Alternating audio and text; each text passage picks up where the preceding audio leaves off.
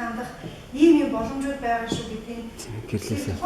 Монгол иргэний явуулж байгаа улсын ч гэсэн өөрийнх нь эрх ашиг нийцэх байх гэж бодож байна л да. Манай Монгол иргэний ч гэсэн эрх ашиг нийцэх учраас хичээл сайдын яамнуудын бүр боршил байдаг. Тэрийг визээр хүлээх гэж өгтөө бүр ингээд ардуулаад өгдөг те. За энийг ингээд уншаараа энэ талаар очсон газараасаа мэдээлэл таныг авч өгнө шүү гэдэг ийм юм зүйл байвал ямар вэ гэсэн ийм санал зарчмын саналхуудыг ийм оруулах гэж хүсэж байна. Энд би түүх явуулж байгаа нуушиг магадгүй ганцхан түүх ярьж гэж бодож байна. Миний нэг найз Германы их сургууль багш хүн байдаг да. Тэр юу ярьсан бэ? Түүшиг гэрлэх сони юм харлаа. Хятадууд миллиард хүнтэй хэдэн зуун сая гадаадд сурж байгаа оюутнуудаа мөртлөөсөө хин хаана их нэртэй ихнэргүй хүүхдүүд мэдчихдэг газар байт юм байна.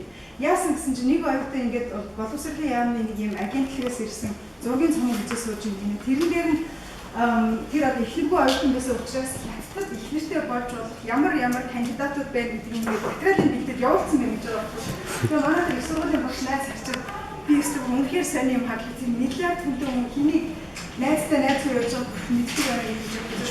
Заавал ийм байх ёстой гэж байгаа биш. Тэгэхээр улсаар бид нар хэн маань хаана юу болж байгаа вэ гэдгийг мэдчихээн тул яашгүй юм хэрэгтэй болов гэсэн юм санал гарч ийн. Тэгээ сонгуулийн хуулийн талаар бас нэлээд их юм ажил хийж байгаа. Тэг баяртай байна.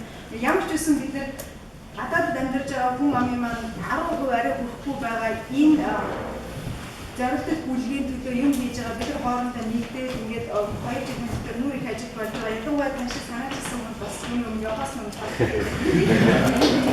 Я баярлалаа. Ийм санал